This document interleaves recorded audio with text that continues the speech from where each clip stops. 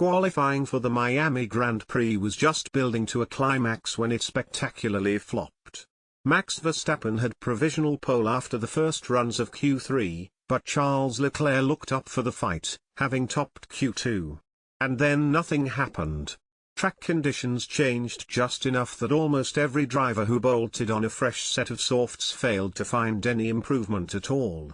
Every practice, qualifying session and race from the 2024 FIA Formula One World Championship live in 4K. New to Kyo?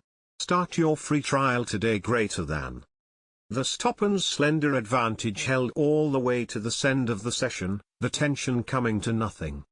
The challenge of piecing together a competitive lap in the car park of the Hard Rock Stadium is immense.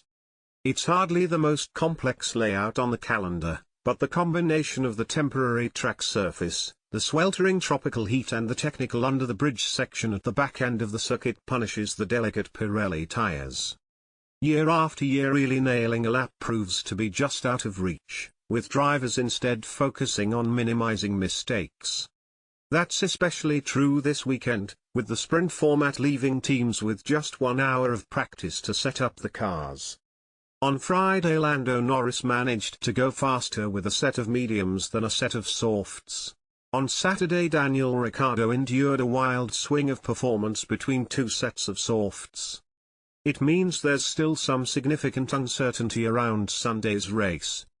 The sprint, which on the medium tyre was flat out for the duration, showed that Ferrari was very close to Red Bull Racing, with Leclerc finishing just 3.3 seconds behind Verstappen. He looked particularly competitive at the start and at the safety car restart, when it seemed, unusually, that the RB20 was prone to overworking its tyres. The Ferrari, on the other hand, appeared to have no such similar trouble. Leclerc said following was a bigger problem for him than pure pace. Keeping within Verstappen's doctors was the bare minimum. Gaining track position off the line could be decisive. Ironically, the conditions that triggered a massive qualifying fissure could be exactly what end up generating an unpredictable race. On Friday afternoon Daniel Ricciardo did the improbable by putting his RB fourth on the sprint grid.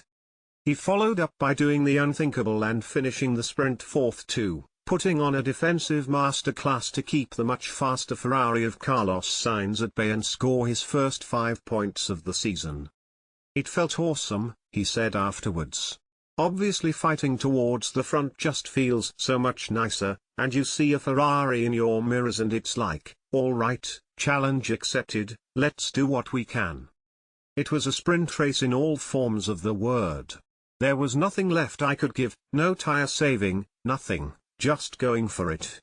I knew that's what it was going to take to obviously hold on to that, so it feels good.